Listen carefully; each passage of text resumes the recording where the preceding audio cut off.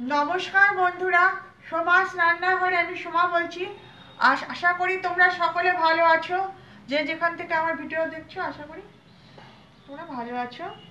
আজকে আমি তোমাদের কাছে একটা চিতল মাছের রেসিপি নিয়ে এসেছি। তোমরা চিতল মাছের বিভিন্ন রকম রেসিপি পাও, আজকে চিতল মাছের কালিয়া করে দেখাবো। চিতল মাছ আছে, নুন হলুদ মাখিয়ে রেখেছি। আর মশলার জন্য এখানে চারমগজ, শুকনো লঙ্কা, পাকা লঙ্কা, কাঁচা লঙ্কা, আদা, পেঁয়াজ, টমেটো আর এখানে বেগুন নিয়েছি। আর দুটো রসুন দিয়ে দেবো।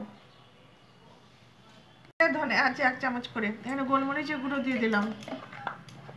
আর এখানে চারমগজ, রসুন, 2 কোয়া, আদা, কাঁচা পাকা লঙ্কা, শুকনো লঙ্কা, পেঁয়াজ আর টমেটো এগুলো দিয়ে নেবো। মাছটা ভেজে নেবো।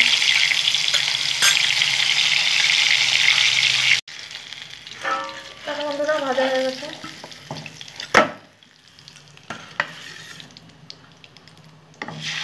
এরকম করে আমি সব মাছগুলো ভেজে নেবো।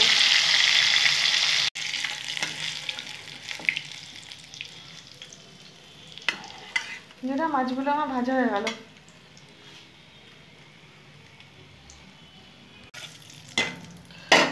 বেগুনগুলো ভেজে নেব। লবণটা আমি একবারে দেবো।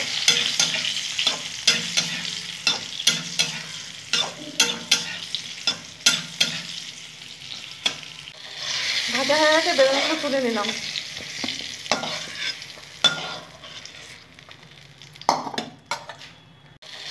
ভাজা হয়ে গেছে, বেগুনগুলো তুলে নিলাম।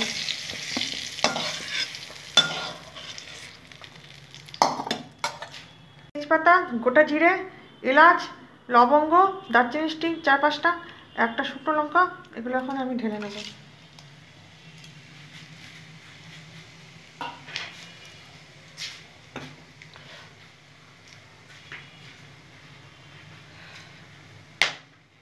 ফোড়নটা একটু ভেজে নেব।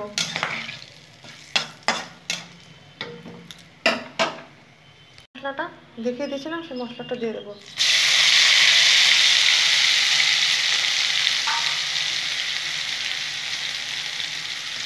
বাটি দেওয়া জলটা দিয়ে দিলাম। এখন দইয়ের মধ্যে নুন আর হলুদ দিয়ে ফেটিয়ে নেব।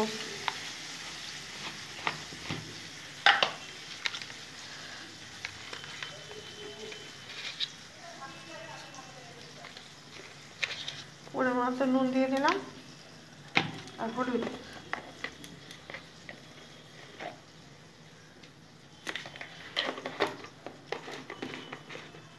একটু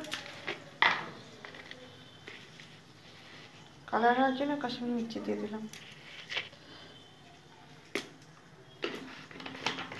ভালো করে দইটা ফেটিয়ে নেব।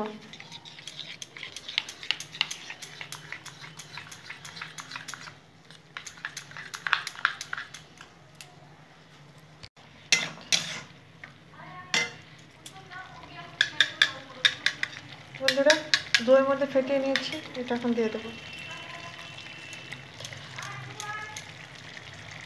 ভালো করে কষিয়ে নেব। সমস্ত মশলা দেওয়া হয়ে গেছে, এখন ভালো করে কষিয়ে নেব। বন্ধুরা, মশলা থেকে তেল সেপারেট হয়ে গেছে, কষানো একদম হয়ে গেছে।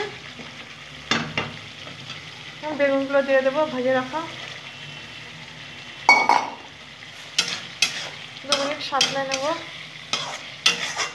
আর তোমরা প্রত্যেকে আমার ভিডিওটা একটু লাইক দিয়ে দেখবে। আমি তোমাদের সবার ভিডিও লাইক দিয়ে দিচ্ছি, আর পুরো ভিডিওটা ওয়াচ করে দিও বন্ধুরা। এখন আমি গ্রেভির জন্য জল দেবো।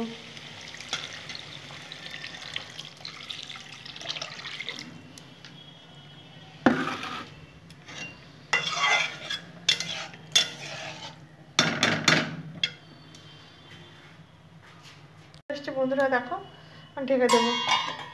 10 মিনিট পর ফিরে আসছি। ঝোলটা আমার ফুটে গেছে। 2টো কাঁচা লঙ্কা দিয়ে নিলাম। এখন আমি চিতল মাছগুলো দিয়ে দেবো একে একে।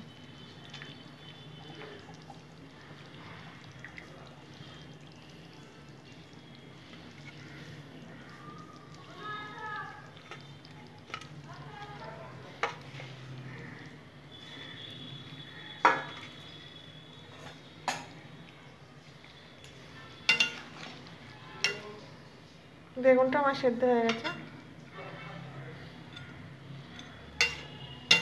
এইভাবে একবার বন্ধুরা চিতল মাছের কালিয়া রান্না করে দেখো, খুবই টেস্টি হয় খেতে। 5 মিনিট পর ফিরছি।